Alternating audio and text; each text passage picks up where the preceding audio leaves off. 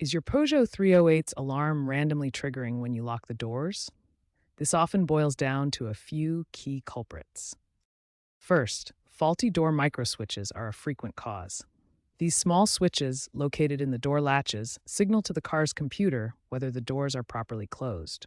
Corroded or damaged microswitches can send false open signals, setting off the alarm. You might notice intermittent buzzing or lights flashing as symptoms.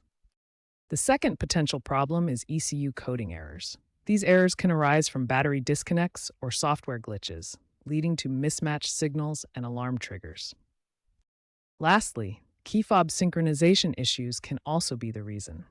If your fob isn't properly communicating with the car's immobilizer, it can cause alarm problems. We'll show you how to troubleshoot each of these issues to get your alarm system working correctly.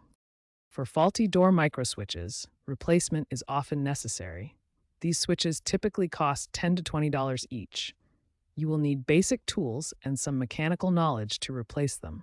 Be sure to disconnect the battery before working on any electrical components. If the problem is ECU coding, recoding may be required using tools like Peugeot Planet or an OBD2 scanner.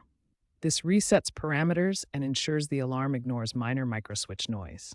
Keep in mind, Peugeot advises professional recoding to avoid voiding warranties. Finally, for key fob synchronization, try this. Insert the fob into the ignition, turn to the on position, and repeatedly press the lock button until the lights flash. This process may take 5 to 10 minutes. Addressing these key areas will solve most Peugeot 308 alarm issues.